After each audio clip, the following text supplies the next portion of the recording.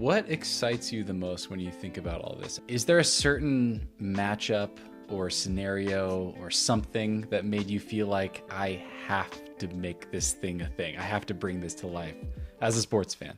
Okay, well, there were two things really. Firstly, everyone we spoke to in the industry wanted it to happen.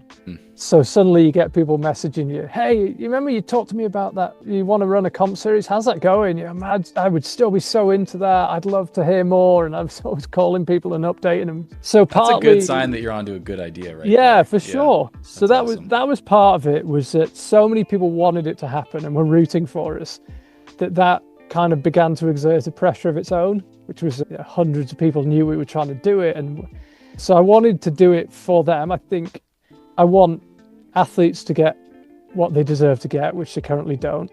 I want aspiring athletes to see climbing as a potential career, which it hasn't been. It's almost a hobby career right now. So kind of wanting to change the competition climbing industry. I know it sounds like a lofty goal and it'll take a long time, but that was part of it.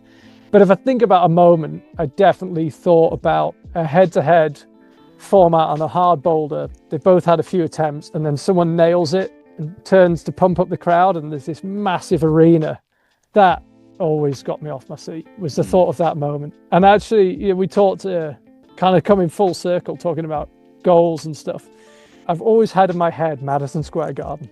Oh, wow. I know, and that's still there as like, I feel like if we did Madison Square Garden, I'd have got there. That would be a moment where you pat yourself on the back.